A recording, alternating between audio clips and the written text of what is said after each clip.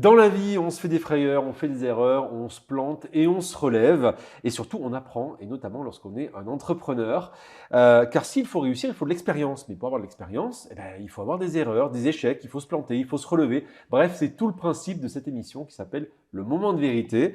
Et je suis Damien Douany, et aujourd'hui, c'est le Moment de Vérité de Stéphane Boucris. Salut Damien. Bonjour Stéphane. Alors Stéphane, aujourd'hui, tu es à la tête d'Excelsior. En deux mots, c'est quoi Excelsior? Excelsior, c'est une entreprise de services du numérique. On est sur les talents du numérique, les événements et les contenus.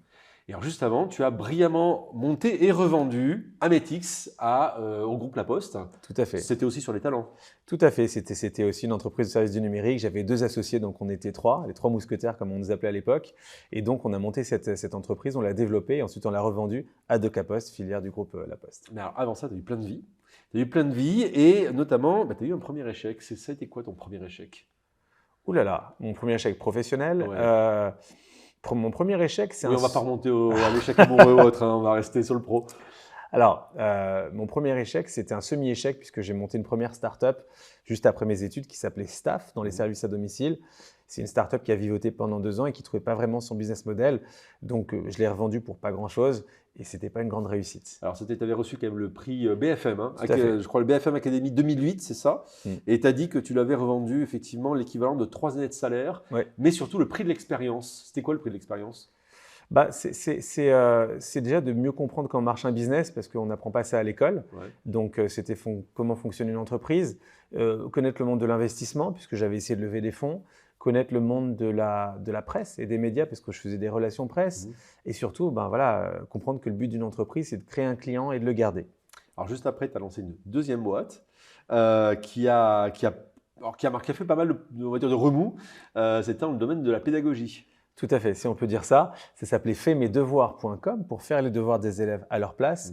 Et c'est un site qui a duré 3 heures de temps, qui a réuni 1 million de personnes et qui a reçu 20 000 commandes le jour de l'ouverture. Par contre, on m'a demandé de le fermer 2 jours après l'ouverture, donc c'était un site assez éphémère. Alors effectivement, à l'époque, il y a eu plusieurs ministres qui se sont ligués contre toi, Xavier Darcos, Nadine Morano, Valérie Pécresse, j'ai retrouvé les noms. Hein. Ouais. Mais ça t'a donné une visibilité. Est-ce qu'il faut vouloir être provoque pour pouvoir émerger? C'est une bonne question. Je pense qu'il faut être différent. Je ne sais pas si tu te souviens, chez Apple, ils disaient « think different ». Et j'y crois vraiment, il faut être différent. Dans un monde où finalement on est tous des clones, il faut sortir du lot. Et quelle que soit l'issue, en fait, que ce soit une réussite ou un échec, on préfère que ce soit une réussite, mais même si c'est un échec, vous serez crédité pour ce que vous avez fait et pour avoir fait quelque chose de différent et de différenciant. Et c'est ça qui reste. Et on m'a proposé plein d'autres choses après, des beaux projets, la comédie musicale Robin des Bois avec Matt Pokora, mon association avec Patrick et Vincent, en se basant sur un track record qui était fait de bonnes et de moins bonnes idées, de succès et d'échecs.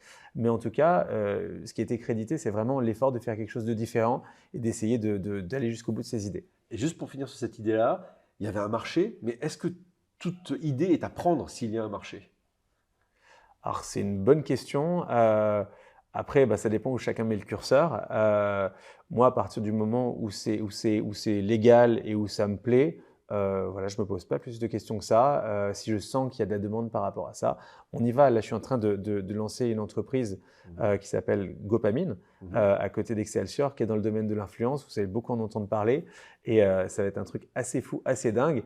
Et là, pareil, c'est un truc légal. Les gens n'y avaient pas forcément pensé. Tu vas voir, c'est un truc qui va dépoter. Alors, de cet échec, on va dire, de ce plantage, on a une personne qui s'appelle Jean-Baptiste Decroix-Vernier, qui est peu connu, mais qui est quelqu'un qui est très influent et qui est un investisseur, notamment dans une société qui s'appelle Rentability Web, et qui te propose de faire un coup.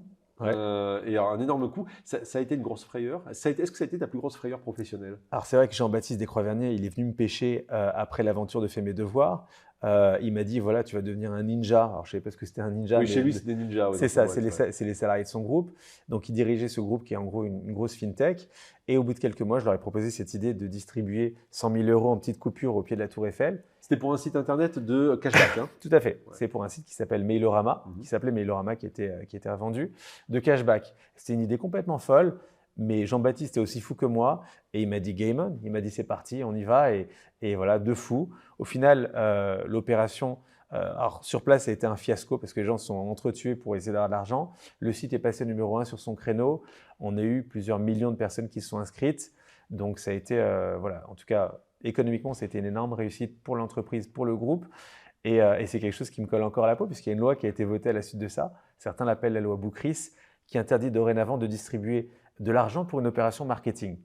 Ça n'avait jamais été fait auparavant, donc on a été les premiers à le faire en France. Et les députés à l'Assemblée nationale se sont dit « Oh là là, s'ils font tout ça, on est mal barré. » Donc, à la suite de ce qu'a fait Boukris, faisons passer une loi et c'est devenu un peu la loi Boukris. C'est la loi LOPSI 2. Tout à fait. Mais justement, il y a beaucoup de gens qui n'oseraient pas faire ça parce que peur de l'image négative. Alors, ça a été un succès professionnel, enfin, au moins pour le site. Ça a pu être, on va dire, un relatif échec au sens où des gens se sont foutus sur la gueule au pied de la Tour Eiffel pour essayer d'attraper du fric. Mais est-ce qu'il faut faire du buzz pour faire du bise? Est-ce que c'est un peu ça la philosophie derrière cette opération? C'est une super question. Pas forcément. Pas forcément. Moi, j'ai plein d'amis qui sont des belles réussites sans avoir fait de buzz. Mais le buzz marketing, c'est le marketing du pauvre. C'est-à-dire que quand tu cherches à faire parler de toi et que tu n'as rien à perdre, alors c'est marrant dans la chanson de Bob Dylan, une des chansons de Bob Dylan, il dit « When you got nothing to lose ». Quand tu n'as rien, tu n'as rien à perdre. Et là, c'est un petit peu pareil. C'est-à-dire que finalement, les entrepreneurs à qui je parle régulièrement, les jeunes entrepreneurs, je leur dis « Tentez ». Vous n'avez pas forcément un budget d'acquisition pour faire de la publicité sur TF1. Tentez. Quel est le risque finalement? Que la boîte ferme? Quoi qu'il arrive, si vous n'arrivez pas à vous développer dans les 2 ans, la boîte fermera quoi qu'il arrive. Donc tentez. Et voilà, donc le buzz, pas forcément pour faire du bise. La plupart des boîtes s'en sortent sans, mais c'est une jolie arme gratuite à disposition de tous les entrepreneurs. Alors, tu en parlais tout à l'heure, tu l'as évoqué, tu as touché du doigt aussi d'autres domaines plus artistiques, notamment avec une pièce de théâtre, ou tout au moins on va dire une comédie musicale, qui est Robin des Bois. Alors ça, pareil, c'est un peu surprenant. Ouais. L'aventure a été compliquée aussi. Tout à fait. C'est un souvenir un peu douloureux.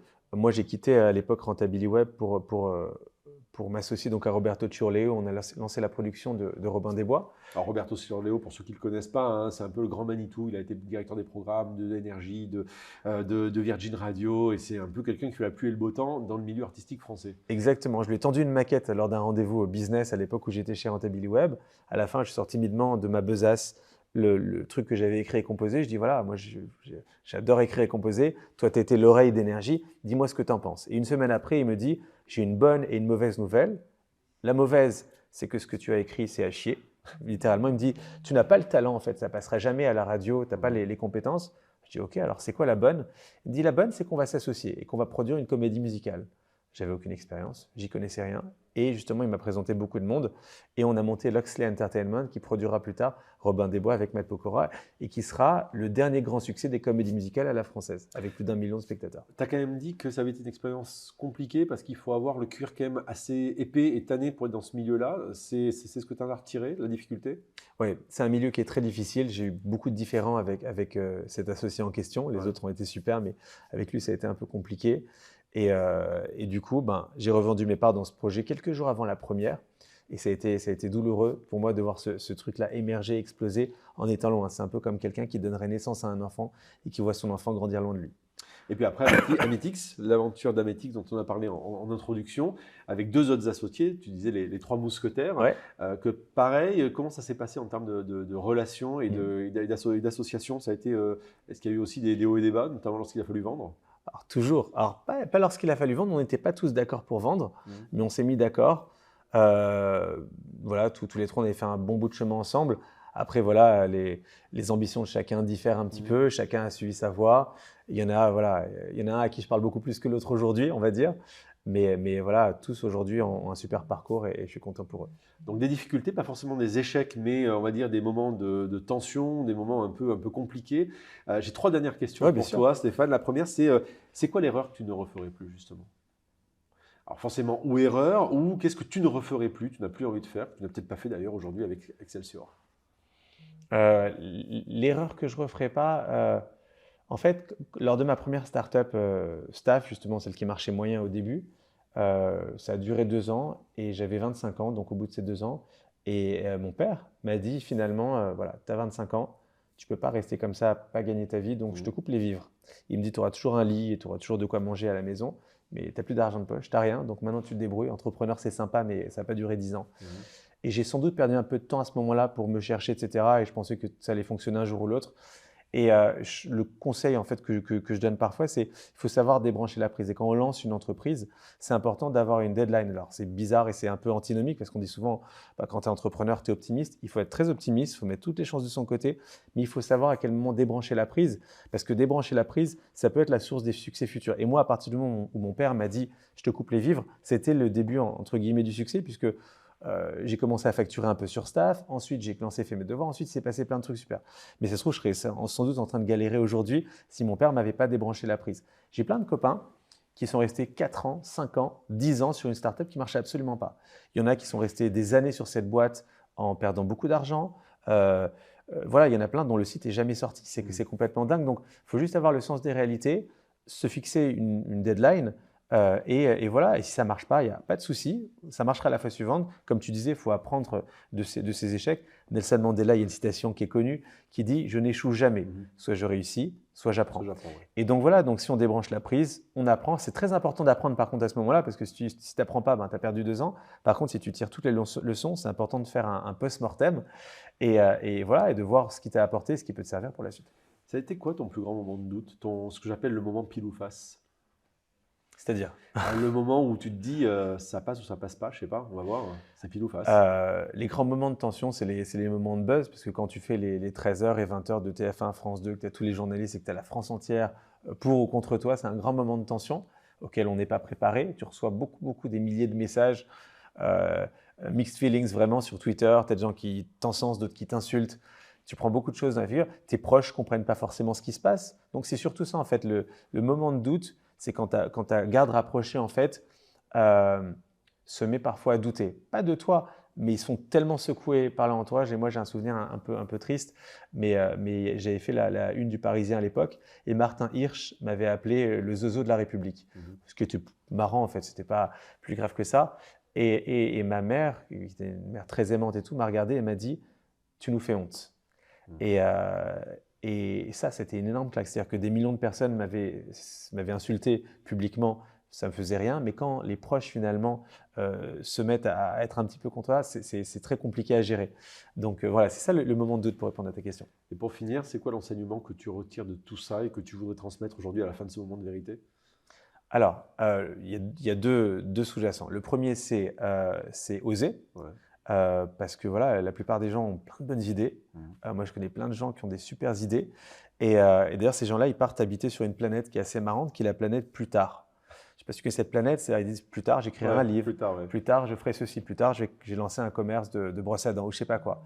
En fait, il faut agir. Il faut faire les choses le plus rapidement possible parce que, deuxième conseil, la vie est courte.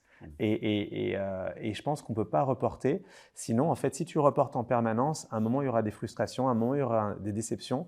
Et il y a ce que Les Brown appelle, alors Les Brown, il a un concept marrant, il dit, voilà, si tu ne réalises pas des rêves, quand tu es sur ton lit de mort, finalement, tu pars avec les fantômes des rêves inassouvis. C'est-à-dire que tu as tous tes rêves qui sont autour de toi finalement et tu les emportes avec toi dans la tombe. Et ça, il ne faut surtout pas le faire parce que ça te hante jusqu'au bout. Donc, c'est important de réaliser ses rêves, c'est important d'aller vite. Et pour reprendre l'adage de Nike, just do it, c'est-à-dire que fais-le et quoi qu'il arrive, ça se terminera bien. Donc, il faut y aller. Merci beaucoup, merci Stéphane.